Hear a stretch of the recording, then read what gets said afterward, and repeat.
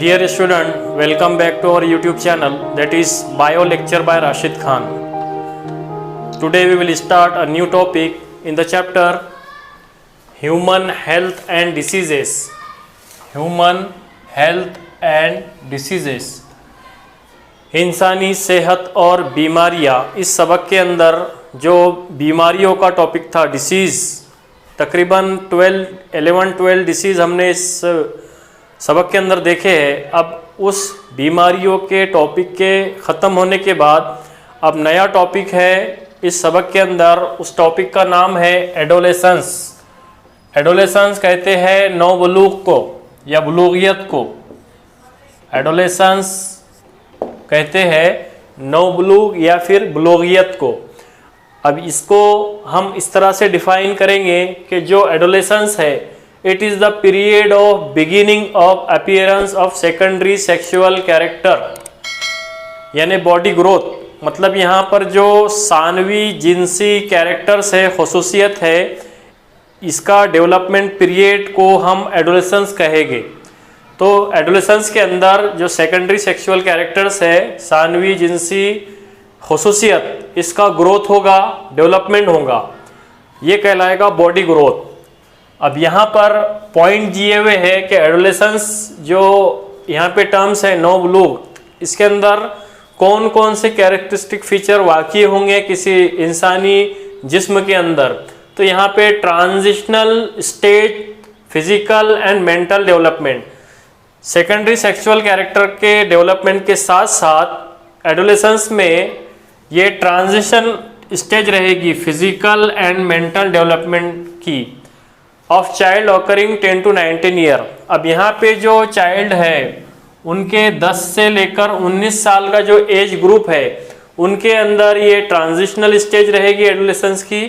उसके अंदर क्या होगा, तबई तौर पर और दिमागी तौर पर नशोनुमा होगी किसी भी इंसान की जो इन बिटवीन उस एज के दरमियान में है। नेक्स्ट पॉइंट है sexual maturity, specially reproductive maturity आएगी इसके अंदर।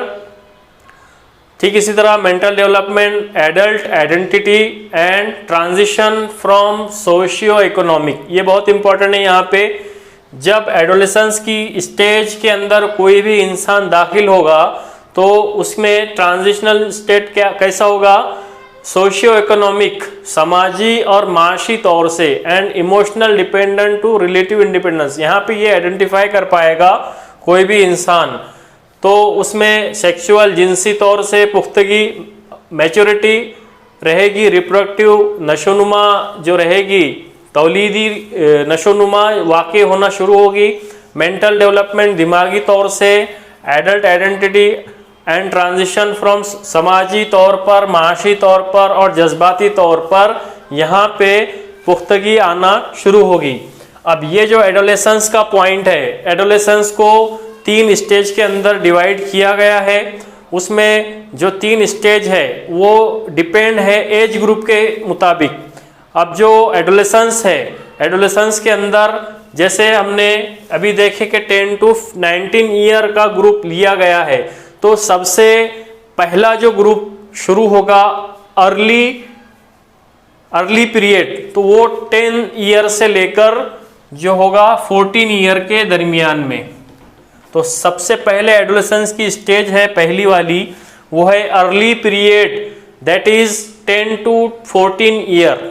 ये पहली स्टेज है एडोलेसेंस की। इसमें क्या होगा, 10 से लेकर 14 साल की उम्र के दरमियान में जो भी अफराद रहेंगे, जो भी पर्सन रहेंगे, वो अर्ली पीरियड के अंदर शामिल होंगे। इसमें होगा beginning of SSC, means secondary sexual character का आगाज वहां से शुरू होगा। Growth reaches to its peak. अब यहाँ पे जो इसका पीक है वहां पे नशोनुमा का पहुंच जाएगा। रैपिड फिजिकल ग्रोथ, इसी तरह से जो तबई नशोनुमा है ये बहुत फास्ट होगी इस पीरियड के अंदर। 10 to 14 ईयर की एज के ग्रुप के दरमियान में ये अर्ली पीरियड कहलाएगा और फिजिकल डेवलपमेंट यहाँ पे बहुत फास्ट होगी। फिर इसी तरह कंक्रीट थिंकिंग जो रहेगी, ये एक सोच जो है तो पुख्तगी की शक्ल इख्तियार करेगी। Defining boundaries of dependent independent, जो डिपेंड है यानी मुश्तमिल है या गैर मुश्तमिल है एक दूसरे पर, उसमें उसकी हद को जो है तो कोई भी इंसान जानने के काबिल होगा। Self exploration developing body image, खुद से बॉडी इमेज को जो है तो एक रिफ्लेक्ट करने की, जाहिर करने की कोई भी फर्द ये कोशिश करेगा। डेवलपमेंट ऑफ इंटेंस फ्रेंडशिप, किसी भी दोस्ताना ताल्लुकात को बहुत ज़्यादा जो है तो खुलूस के साथ या बहुत ज़्यादा अच्छे उम्दा अंदाज में वो अदा करेगा। Seeking to counter instability and evolution, ठीक, यहाँ पे इवेल्यूशन होगा उसका काउंटर इंस्टेबिलिटी के साथ में। अब यहाँ पे जो स्टेज ऑफ एडोलेसेंस है, इसमें पहली अर्ली पीरियड थी 14 ईयर तक, 10 to 14 ईयर। अब दूसरी जो स्टेज है एडोलेसेंस की वो है मिडल पीरियड। इस पीरियड के अंदर जो एज ग्रुप शामिल है वो है 15 to 17 ईयर। 15 से 17 साल की एज ग्रुप के अफराद इस मिडिल पीरियड के अंदर शामिल होंगे एडोलेसेंस के अंदर।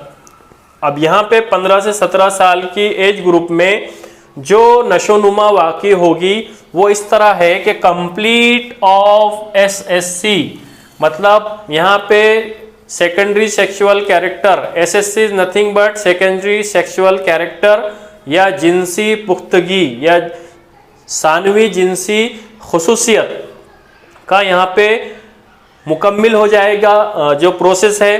ठीक इसी तरह ग्रोथ स्लो डाउन हो जाएंगी, अबाउट 95% हो जाएगी तकरीबन। Adult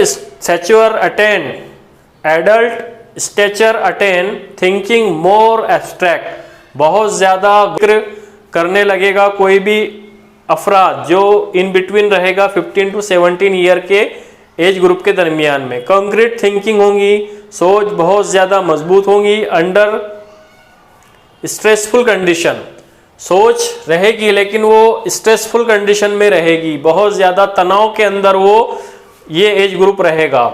sense of leadership and all powerfulness, यहाँ पे ये इन अफराद के ग्रुप के अंदर जो है तो लीडरशिप का सेंस रहेगा और ऑल पावरफुलनेस इनके पास मौजूद रहेगा।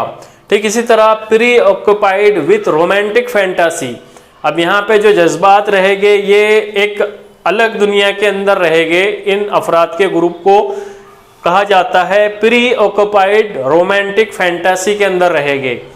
Ability to attract opposite sex, ये अफराद का ग्रुप एबिलिटी रहेगी, काबिल रहेंगे, अट्रैक्ट रहेंगे हमेशा जो है तो अपोजिट सेक्स के ताल्लुक से।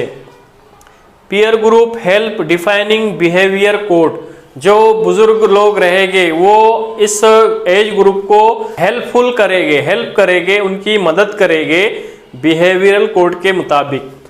अब जो तीसरा पीरियड है यहाँ पर, जो तीसरी टाइप है एडोलेसेंस के अंदर वो है late period.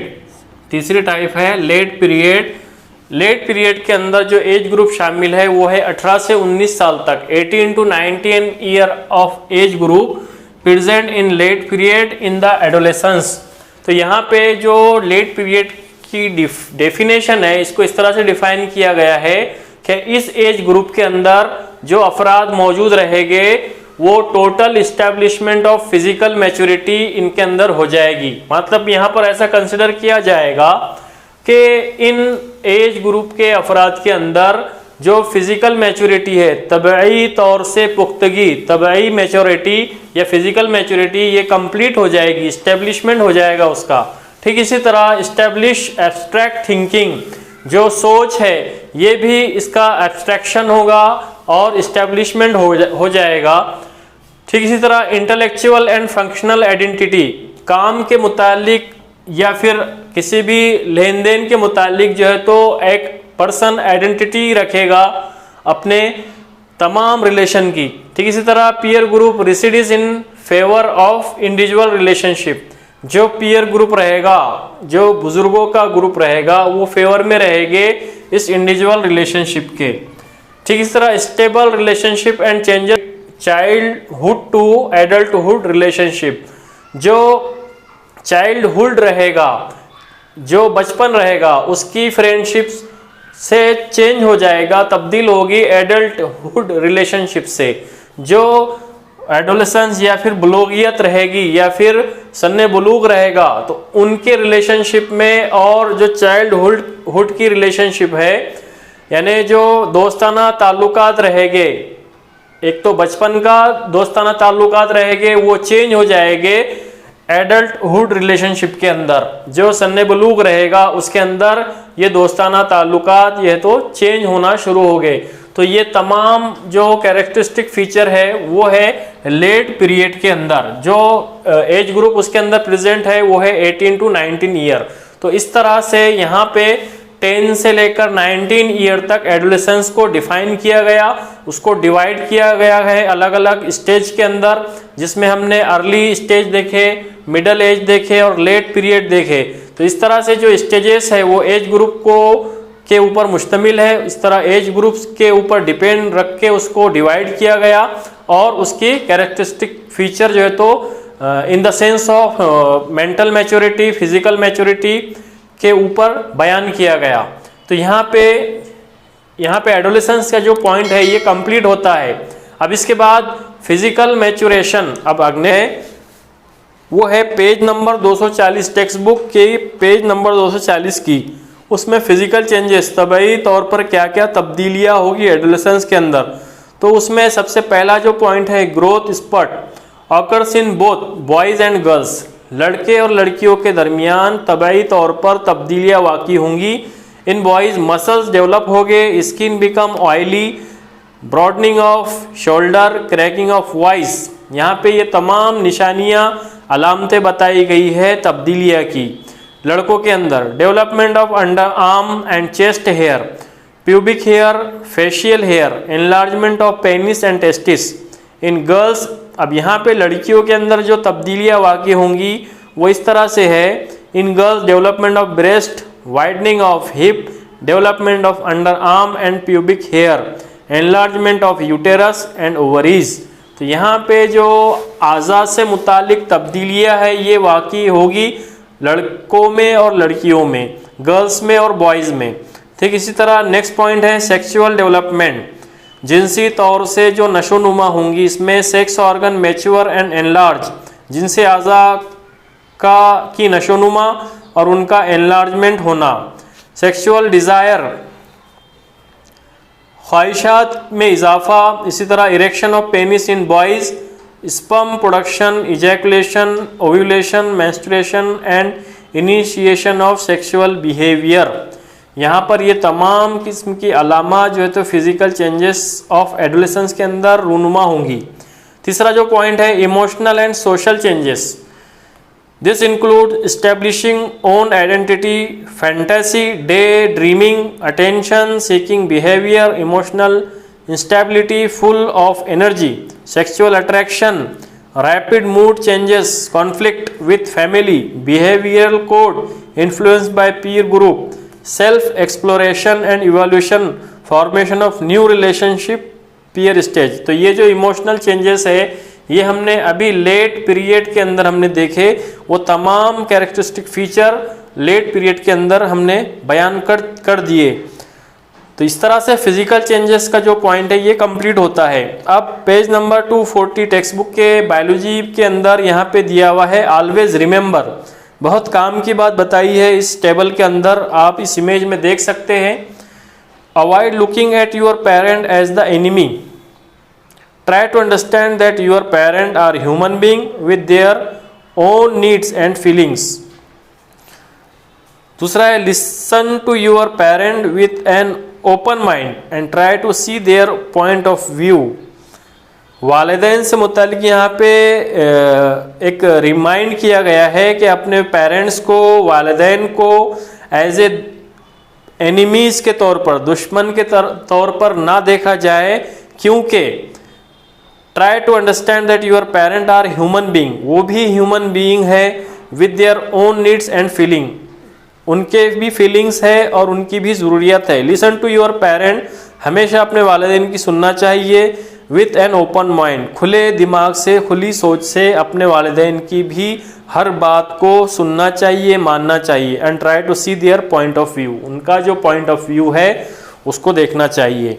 Share your feeling with your parents, आपके जो जज्बात है आपके पेरेंट्स से इसको शेयर करना चाहिए। That they can understand your better, that they can understand you better, आपके पेरेंट्स से ज़्यादा आपको और कोई नहीं जान सकता। तो आपकी जो फीलिंग है, जज्बात है, एहसासात है या सोच है, तो ये आपके पेरेंट्स को, आपके वालिदैन को ये ज़रूर शेयर करना चाहिए, क्योंकि आपके पेरेंट्स से ज़्यादा आपको और कोई नहीं जानता।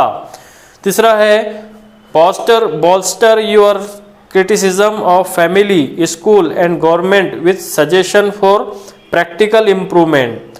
Be as courteous and considerate to your own parent as you would be to the parents of your friend. तो इस तरह से ऑलवेज रिमेंबर में यहाँ पे दिया हुआ है पॉइंट। अब जो अगला पॉइंट है वो है मेंटल हेल्थ एंड एडोलेसेंस, दिमागी हालत और एडोलेसेंस, सन्ने बुलूग या नौ बुलूग किस तरह से होगा ये देखो। Many of the emotional and social changes have implication on the mental health. Most of the mental health issues that people confront as adult begin to appear in adolescence. The mental health implication include confusion, irritation, moodiness, frustration, nausea, less concentration, hyperactivities, anger, effect on lifestyle like obesity, addiction, accidents leading to ill health, etc. यहाँ पर ये बताया गया है कि जो mental health है ये होना बहुत ज़रूरी है, क्योंकि implication on the mental health, most of the mental health issue that people confront as adult begin to appear in adolescence. The mental health implication include confusion. अब यहाँ पे क्या होगा, अगर मेंटल हेल्थ अगर कंप्लीट ना है तो उसमें क्या होगा, कन्फ्यूजन होगा, तजब्जुब होगा, इरिटेशन होगी, मूडीनेस, फ्रस्ट्रेशन, नौशिया, ये तमाम किस्म के जो प्रॉब्लम्स होंगे ये क्रिएट होंगे। लेस कंसंट्रेशन है ना, हाइपर एक्टिविटीज़, गुस्सा, anger, effect on life style, ये तमाम जो है तो चीज़ें लाइफ स्टाइल पे असरअंदाज होगी। उसमें क्या होगा, एडिक्शन होगा, लत लगेगी किसी भी बुरी आदत की, एक्सीडेंट होगा leading to ill health. The mental illness in fact is in terms of different form of depression like insomnia and loss of energy. तो mental health अगर नहीं है तो वो mental illness cause करेगी different forms of depression like insomnia है, loss of energy है। Thus mental illness या disorder और unfavorable changes is associated with physiological or behavior manifestation. These are broadly classified as either psychosis or neurosis.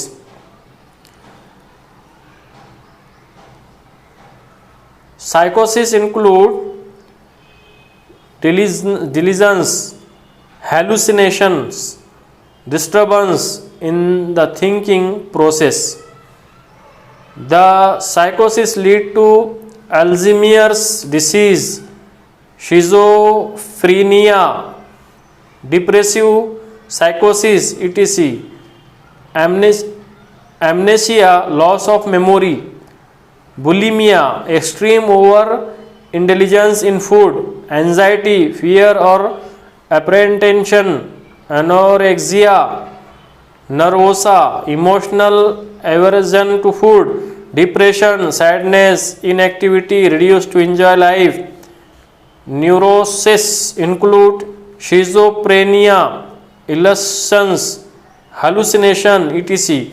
Adolescence is thus characteristic by number of cognitive, emotional, behavioral, physical and attitudinal changes which may lead to positive personality development depending upon the relation with parent or other condition to conflict to other side. In fact, they view their friends peer group more important and influential than their parents. This may lead to various kinds of addiction like smoking, taking drugs, etc. तो ये तमाम किस्म के problem mental health की वजह से, mental illness की वजह से वाक़ई होगी, जिसमें अफराद जो है तो गलत आदत और लत से मुतासिर हो जाते हैं, जिसमें स्मोकिंग और ड्रग्स की आदतें आम हैं। ट्रीटमेंट इसकी दी हुई है। Treatment of such disorder should be preferentially with non pharmacological approach with due respect to right of children. WHO has recommended evidence-based guideline under mental health gap action program MHGAP। इसके under में WHO world health organisation ने एक guideline जारी की है। उस guideline के ज़रिए से नॉन फार्मोलॉजिकल अप्रोच है, यानी किसी भी तरह की फार्मोलॉजिकल डिसीज़ या फार्मोलॉजिकल ड्रग्स का इस्तेमाल ना करते हुए या दवाई का इस्तेमाल ना करते हुए गाइडलाइन पे अमल करना है और due respect to right of children उसके मुतालिक जाना है। तो इस तरह से यहाँ पर हमारा जो टॉपिक है एडोलेसेंस ये कंप्लीट होता है। जिन लोगों ने अभी तक हमारे चैनल को सब्सक्राइब नहीं किए उनसे मैं अदबन गुजारिश करना चाहूँगा कि हमारे channel bio lecture by Rashid Khan को सब्सक्राइब कीजिए और ज़्यादा से ज़्यादा स्टूडेंट्स तक, खुसूसी तौर पर 11th और 12th के स्टूडेंट्स जो बायोलॉजी की स्टडी करते हैं और जिनको बायोलॉजी के अंदर बहुत इंटरेस्ट है, उन तक इस चैनल के लिंक को ज़रूर शेयर कीजिए। कुछ डिफ़िकल्टीज़ है तो कमेंट सेक्शन में जाकर कमेंट कीजिए। Thank you.